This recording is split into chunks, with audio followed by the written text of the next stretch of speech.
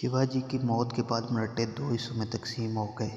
मराठों का एक गिरोह शिवाजी की मौत के बाद इसके बेटे शंभूजी को अपना हुक्मरान बनाना चाहता था, जबकि दूसरा तबका शंभूजी के 10 साला सौतेले भाई राजा राम को मराठों के ताज और तख्त का मालिक बनाना चाहता था।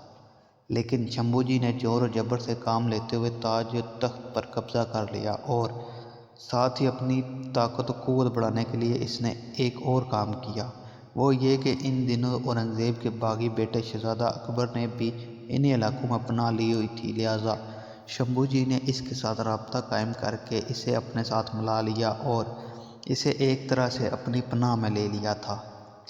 शहज़ादा अकबर के साथ शंभूजी ने वादा किया कि वो न सिर्फ अपने बाप की मौत का इंतकाम लेगा, बल्कि शहज़ादा अकबर को हिंदुस्तान का शहंशाह बनने में मदद देगा।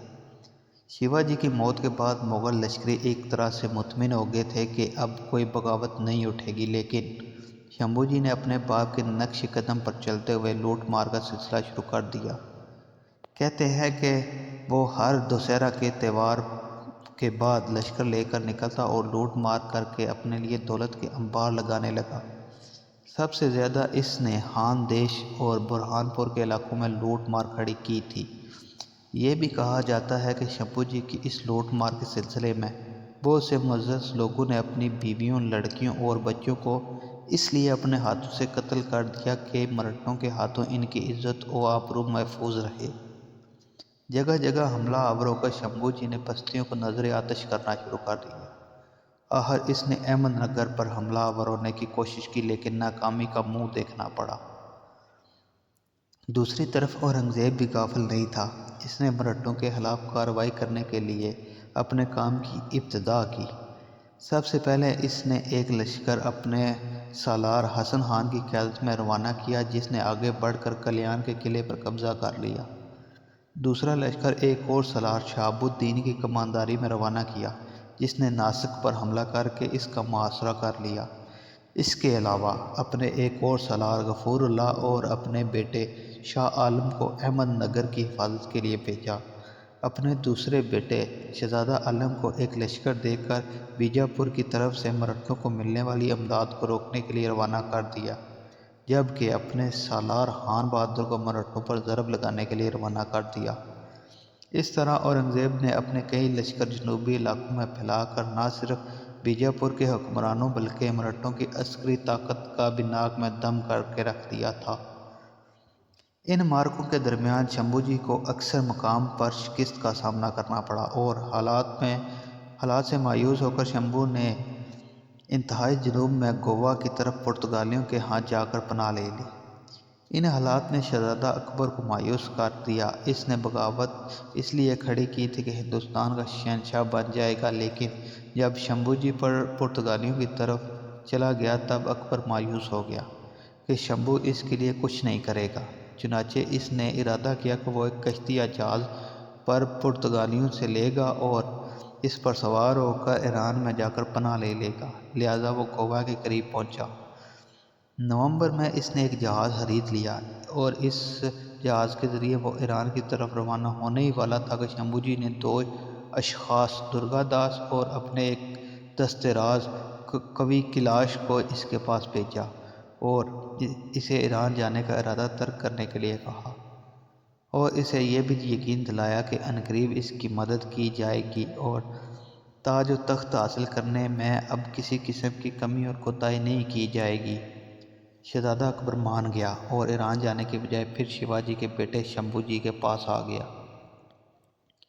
अब औरंगज़ेब पूरी ताकत और क़ुव्वत के साथ मराठों के खिलाफ हरकत में आ गया था। सूरत हाल यह हो गई थी कि मराठे आगे आगे और औरंगज़ेब के लश्करी इनके पीछे पीछे थे, और अब बड़ी तेज़ी से मुग़ल लश्करों ने मराठों के इलाकों पर कब्ज़ा करना शुरू कर दिया था। बागी शहज़ादा अकबर ने जब देखा कि इसके बाप ने बड़ी तेज़ी से बागियों को कुचलने के साथ साथ मराठों का भी कत्लेआम करते हुए इनके इलाकों पर बड़ी तेज़ी से कब्ज़ा करना शुरू कर दिया है, तब वो बुरी तरह मायूसी का शिकार हुआ। हिंदुस्तान से निकलकर मस्कत के रास्ते वो ईरान चला गया और वहाँ पनाह ले ली। दूसरी तरफ शिवाजी के बेटे शंभूजी ने कुछ इलाकों में लूट मार करने के बाद एक मकाम पर अपने लश्कर के साथ क़याम किया। वहाँ वो शराब नोशी और लंगर रलियों में मसरूफ़ हो गया। ان علاقوں میں اس وقت اورنگزیب کی طرف سے لشکریوں کا سالار مقرب خان تھا۔ یہ جنگ کا وسیع تجربہ رکھتا تھا، انتہائی دلیر اور موت کے پیچھے بھاگنے والے چوپانوں کی طرح جرأت مند۔ اس وقت جس قدر لشکر مقرب خان کے پاس تھا، اس کے ساتھ وہ شمبھو اور اس کے لشکریوں پر حملہ آور ہوا۔ شمبھو کے لشکریوں کو مقرب خان نے ادھیڑ کے رکھ دیا۔ شمبھو اور اس کے دستے راز کیلاش دونوں کو گرفتار کر لیا گیا۔